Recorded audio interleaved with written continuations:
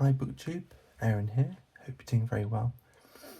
Today I'm going to be doing the Quick to Judge challenge created by Ali Rizdal and recently revived by Jess from Bookgirl TV, or Jess Bookgirl TV, and I was tagged by John from Must Read More and Gareth from Books, Songs and Other Magic. It's more of a challenge than a tag, I suppose. At least it's not quite like the average tag.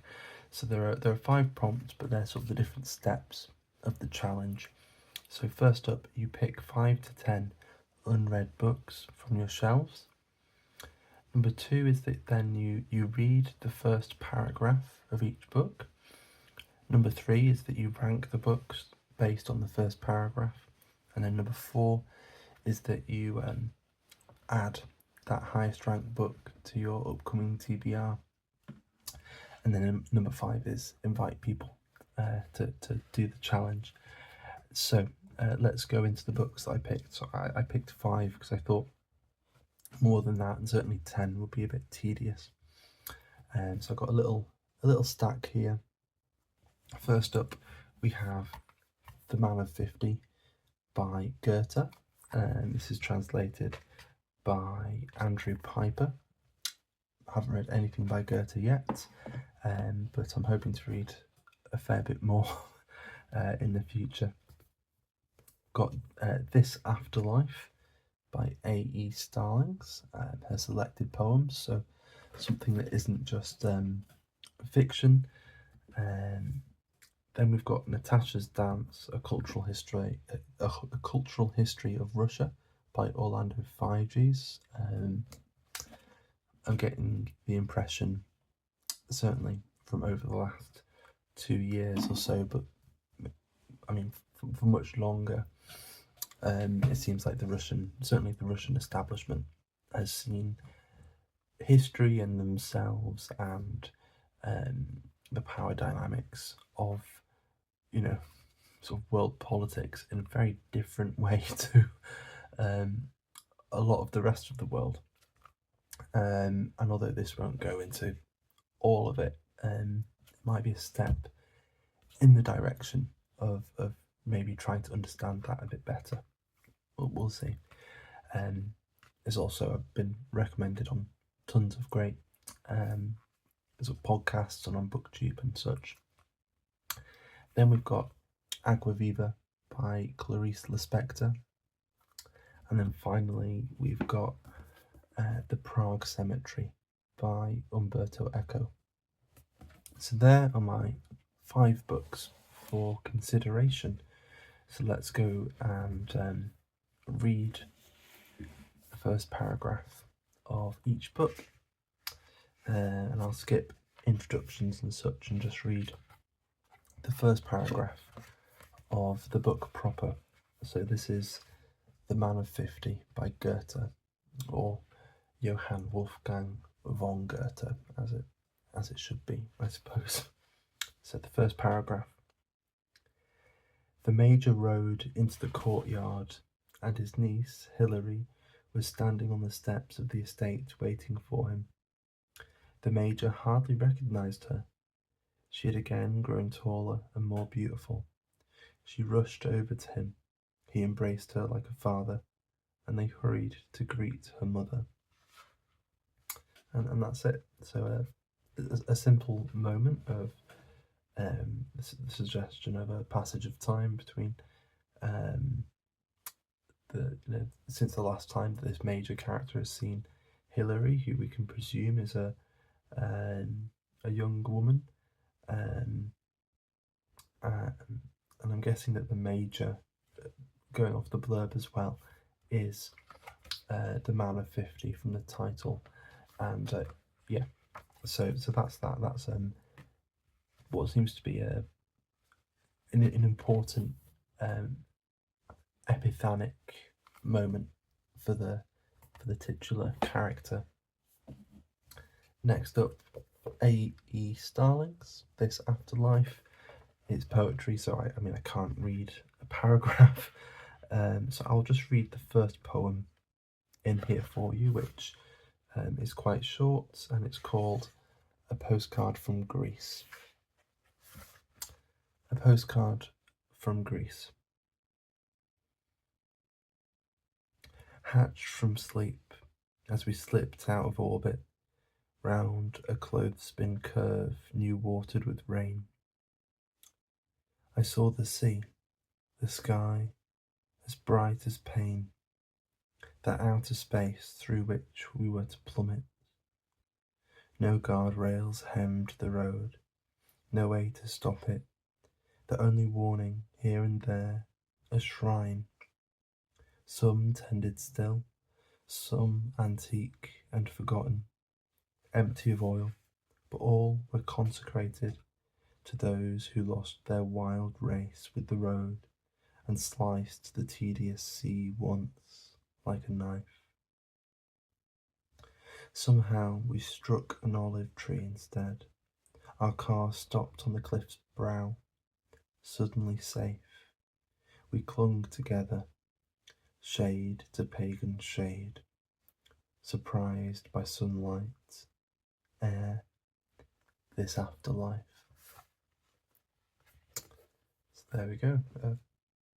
I think a fairly decent, memorable poem about a near-death experience. Yeah, that was good. Next up then, Orlando Figes, Natasha's Dance. It's always awkward with history because sometimes the introduction kind of actually is a secret first chapter. It's not an introduction. I find it harder to distinguish the difference between the sort of front matter and the main text. So let's have a brief, I don't know, I'm just having a brief scan. I'm going to skip the introduction. I think maybe going with the first part, the first paragraph of the first part might give us a better idea of the general tone of the book. I think he's just explaining the title and such in the introduction. So here's the opening of Natasha's Dance by Orlando Figes. On a misty spring morning in 1703, a dozen Russian horsemen rode across the bleak and barren marshlands where the Neva River runs into the Baltic Sea. They were looking for a site to build a fort against the Swedes, then at war with Russia, and the owners of these long-abandoned swamps. But the vision of the wide and bending river flowing to the sea was full of hope and promise to the Tsar of landlocked Russia, riding at the head of his scouting troops. As they approached the coast, he dismounted from his horse. With his bayonet, he cut 2 strips of peat and arranged them in a cross on the marshy ground. Then Peter said, "Here shall be a town." Okay, that's good. I quite like that as well. I'm already feeling a bit indecisive. Next up, Agua Viva by Clarice Lispector. Let's see, and again, skipping the introduction.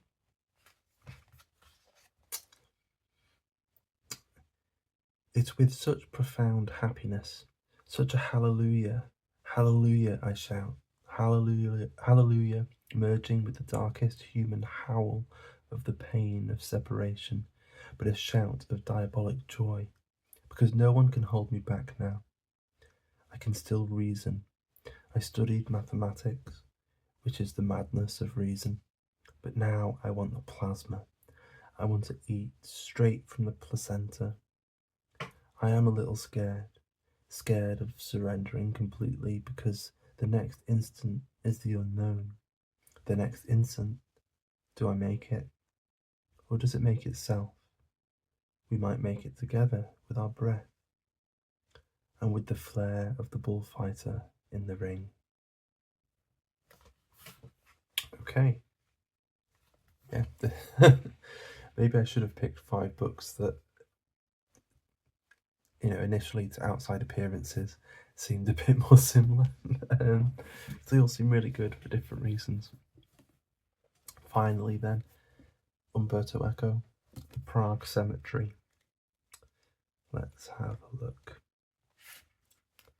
And from chapter 1, a passerby on that grey morning. A passerby on that grey morning in March 1897, crossing at his own risk and peril, Place Maubert, or the Morgue, as it was known in criminal circles, formerly a centre of university life in the Middle Ages, when students flocked from there from the Faculty of Arts in the Vicus Stramineus or Rue de Fureur, and later a place of execution for apostles of free thought, such as Etienne Dolet, would have found himself in one of the few spots in Paris spared from Baron Haussmann's devastations, amid a tangle of malodorous alleys, sliced into by the course of the Bièvre, which still emerged here, flowing out from the bowels of the metropolis, where it had long been confined, before emptying, feverish, gasping and verminous, into the nearby Seine. I quite like that last little phrase there. From Place Maubert, already scarred by Boulevard Saint-Germain, a web of narrow lanes still branched off, such as Rue Maître Albert, Rue Saint-Séverin, Rue Galante, Rue de la Boucherie, Rue Saint-Julien des Pauvres. As you can tell, it's making me do French. I don't like it. I'm not good at French. As far as Rue de la Huchette, littered by the filthy hotels generally run by ouvrant hoteliers of legendary cupidity, who demanded 1 franc for the first night and 40 centimes thereafter, plus 20 sous if you wanted a sheet. Okay, so a picture of a certain area of Paris in the late 19th century. As you can tell, very wordy, making me have to try to pronounce things in French, which neither would be a problem if I wasn't reading it out loud. So I enjoyed that, but it was I should have put my glasses on, but I liked it. Okay, so now I'm gonna have to rank them. Let's start at the bottom. I think at the bottom, as arresting it was as an initial image for a book, I think is The Man of 50 by Goethe. It is one of the shorter ones on this list, so it is sad in a way that I won't be able to squeeze it into my upcoming TBR, but there we go. Let's see.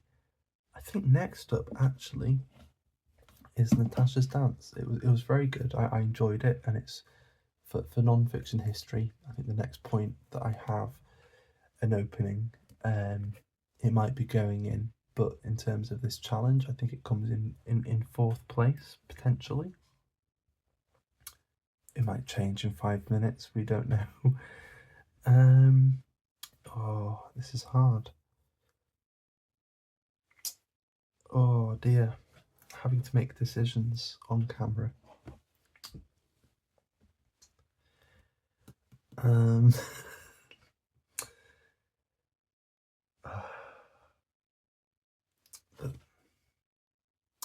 mean, the other 3 all seem to be a joint first place. I might try and. I wasn't planning to try and squeeze, and I already have a rough idea of what I want to read in April. But these might all be first place. If I had to try and give an order to these, I think it would be the order I happen to be holding them in. I promise that isn't contrived. So top spot goes to This Afterlife actually, because I'm biased, I suppose, when it comes to poetry. Then will be Agua Viva. There was something really arresting about that style. Whether it would get old, it's only it is less than 100 pages, so it won't be going on for ages and ages and ages. But as a reader, would I be able to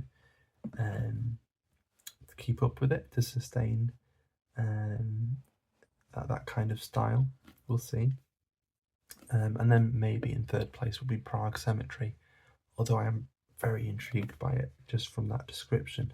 I mean, I loved just that little bit describing just the filth of the city. I mean, what is he talking about? What is...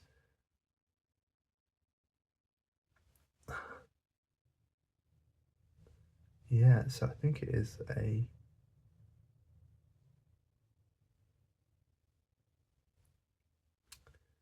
Yeah, it's the alleys.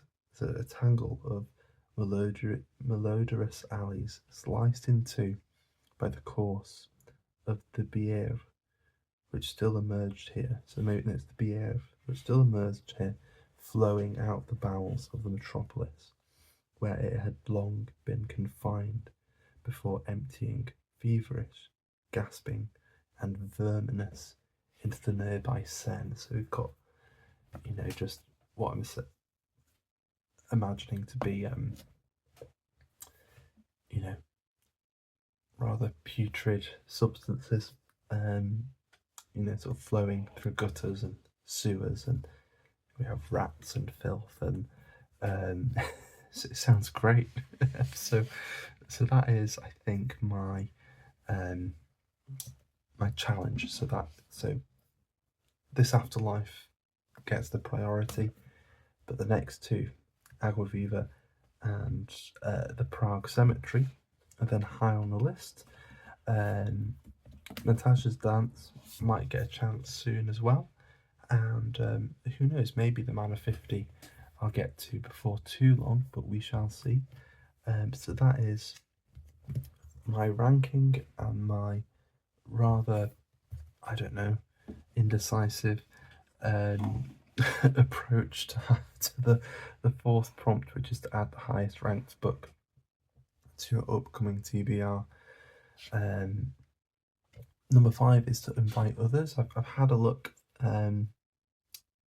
Yeah, I've been finding it difficult to work out who hasn't done this yet. So I'll leave it completely open. So if you'd like to give this a go and it sounds like something you'd enjoy, then yeah, feel free to consider yourself tagged and give it a go. And I think that's everything. Yeah.